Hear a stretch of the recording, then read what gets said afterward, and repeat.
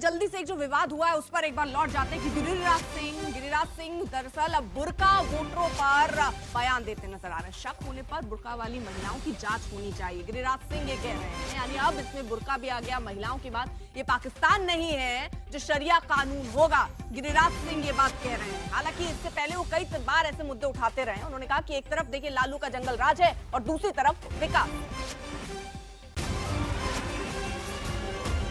चुनाव आयोग ने हर बूथ पर एक आंगनबाड़ी सेविका को भी रख दिया है। अगर जिन्हें महसूस होगा कि कोई बुड़का में आया है और उसका वोट फर्जी हो रहा है तो उसे देखने का दिखाने का काम आंगनबाड़ी सेविका करेगी। और ये किसी को धर्म से नहीं लेना चाहिए। ये पाकिस्तान नहीं है जो यहाँ शरिया कानून है।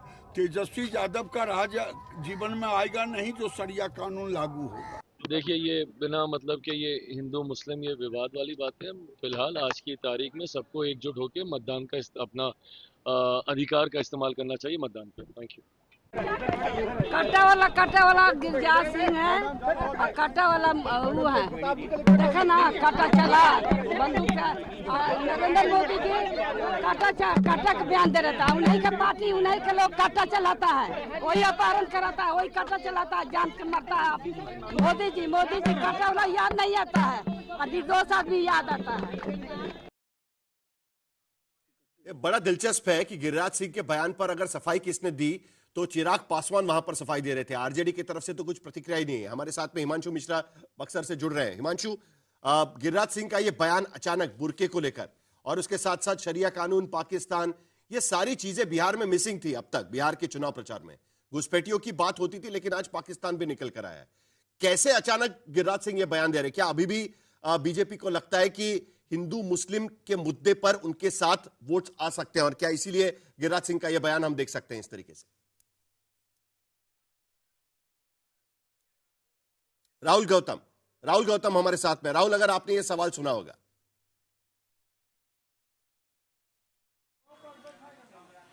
देखिए साहिल, मैं मौजूद हूं अलीनगर कॉन्स्टिट्यूंसी के अंदर, जहां पर मैथिली ठाकुर चुनाव लड़ रही हैं बीजेपी की तरफ से। और यहां पर अगर बात करें, आप देखिए लोग यहां पर पहुंच रहे हैं। और जिस बयान का आपने जिक्र किया, जो आरजेडी है और जो महागठबंधन है, उनका साफ तौर पर यह कहना है कि चुनाव को गरमाने की कोशिश है। यहां पर भी जो मैथिली ठाकुर है, जो कि बीजेपी की उम्मीदवार है, उन्होंने कहा कि अलीनगर का नाम बदलकर हम सीतानगर रखेंगे, क्योंकि वो मिथिला की बेटी थी और यहां पर यह मान्यता है कि वो यहीं पर पैदा हुई थी।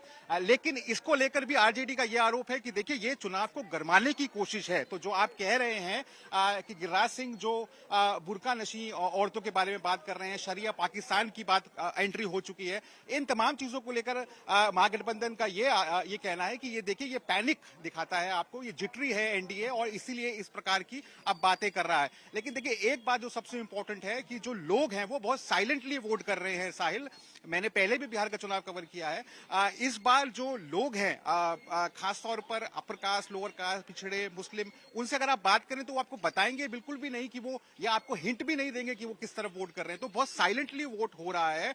और जो लोग हैं अपना रेयर है बिहार के भीतर, ये बड़ा रेयर है बिहार के वहां वो बहुत ज्यादा बोलते हैं। आमतौर पर अगर आप बिहार में वोटर के पास जाओ तो वो तुरंत बोलना शुरू कर देते हैं। लेकिन जिनका जिक्र अभी किया, मैथिली ठाकुर जो यहां से चुनाव लड़ रही है और यहां पर जनता दल यूनाइटेड के जो विधायक है उनका टिकट काटकर मैथिली ठाकुर को यहां पर टिकट दिया गया था। तो मैथिली ठाकुर से हमारे संवाददाता ने बातचीत की है थोड़ी देर पहले और वही अलीनगर का नाम चेंज करना चाहती है। जब उनको पूछा गया ब्लूप्रिंट आपकी क्या होगी चुनाव क्षेत्र के लिए, तो जरा पूछ लेते हैं, देख लेते हैं कि मैथिली ठाकुर आज क्या कह रही थी। मेरे साथ है मैथिली ठाकुर, बीजेपी की उम्मीदवार है अलीनगर से। आप लगातार पोलिंग बूथ पर घूम भी रही है और अभी आपने यहाँ पर कुछ मतदाताओं से कहा कि आप बाहर जाइए, क्या मुद्दा था? मैं हमेशा एक ऐसे परिवार से आई हूँ जहाँ पे हर एक चीज सिस्टम से करना है और एक ऐसी पार्टी से आई हूँ जहाँ पे हर एक चीज सिस्टम से हो रही है। लेकिन जब मैं अंदर घुसी, ये जगह का नाम बूथ नंबर क्या है, यहाँ पे हम लोग को मना किया, हम लोग अपने नियम का पालन कर रहे हैं। कोई भी ऐसा प्रतीक या चिन्ह लेके नहीं जा रहे हैं अंदर जिससे मतदाताओं को भ्रमित किया जाए। और सब हरा पटका लेकर के अंदर जा करके लोगों को गुड़र के देख रहे हैं। और और जो महिलाएं हैं हरी साड़ी में, वो 3 नंबर करके इशारा कर रही हैं। तो ये सब मैं देख रही हूँ, सुबह से मैं देख रही थी, सब कुछ सही था, लेकिन अभी ये देखिए सब। एसपी साहब को भी फोन करने की कोशिश करी है अभी? सभी मैं करूंगी गाड़ी में बैठ करके। तो इसी से पता चलता है कि बिहार में क्या स्थिति मचा रहे हैं ये लोग। मैं बस यही चिल्ला करके बोल के आई हूँ कि सभी मतदाताओं को अपने दिमाग से मतदान करना है, किसी के डराने और धमकाने से बिल्कुल नहीं इन्फ्लुएंस होना है, क्योंकि ये लोग ऐसे करके जा रहे हैं अपना गमछा लेकर के हरा हरा। ये तो बिल्कुल बदतमीजी है, और एक तो पूरे नियम कानून की धज्जियां उड़ा रहे हैं सब लोग को। देखिए, आप कैमरे में दिखाइए, अंदर से हम लोग भगाए हैं इन लोगों को, तब ये बच्चे बाहर निकले हैं। सब लोग हरा गमछा लेकर के अंदर महिलाओं के पास बगल में खड़े हैं। तो अभी तक तो देखिए आरजेडी ही आरोप लगाती रही है। अब मैथिली ठाकुर ये कह रही हैं कि किस तरह से वहां पर वो अपनी शिकायत दर्ज करा रही है, वहां भी उनको बहुत सारी तस्वीर सही नहीं लग रही है। आपको जरा महुआ लिए चलते हैं, वहां से हरी साड़ी उनको दिख रही है, और वो ये कह रही है, वो बता रही है, और वो कह रही है उन्होंने अपनी शिकायत दर्ज करा दी है उन्होंने। किस तरीके से एक हरी पहने, लाल पहने, गेरुआ पहने, भगवा पहने, गुलाबी पहने, यहाँ भी है। नहीं, देखिए परेशानी हो जाती है जब गेरुआ वस्त्र पहन लेता है, तब परेशानी हो जाती है। हरी धरती है, बुरके वाले को बता दिया जाता है, तब परेशानी नहीं होती है। यहाँ पर तो हरी साड़ी पहनी है, इसलिए परेशानी है। कुमार अभिषेक हमारे साथ हैं। अब यहाँ देखिए भाई वर्सेस भाई जो है सर, देखिए ये वर्सेस चलने लग जाए यहाँ पे, लेकिन लौटते भाई को लेकर भी झगड़ा है। भाई वर्सेस भाई जो चल रहा है सर, उसकी बात कर लेते हैं। तेज प्रताप यादव क्योंकि पार्टी से निकाले गए, उसके बाद अब वो महुआ सीट से लड़ रहे हैं, जयचंद को याद कर रहे हैं, वो बता रहे हैं कि कैसे उनके साथ छल हुआ है। जनता के बीच क्या दिख रहा है, कोई सिंपैथी दिख रही है उनको लेकर? कुमार अभिषेक।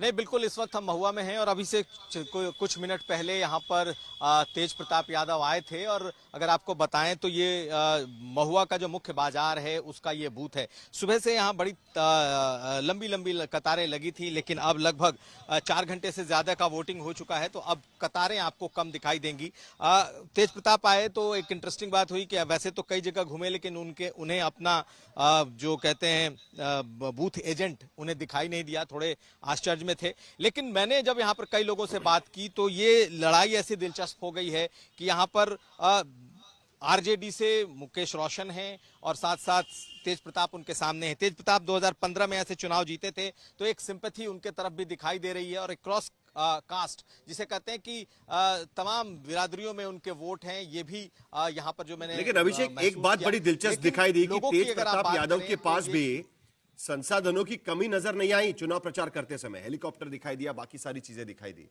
तो प्रचार में तो कोई कमी उनकी नजर नहीं आई जब वो प्रचार कर रहे थे। बिल्कुल, माँ का आशीर्वाद भी है उन पर। हाँ, माँ का आशीर्वाद भी मिला है आज। नहीं, बिल्कुल। अगर मैं एक और आपको इंटरेस्टिंग बात बताऊं,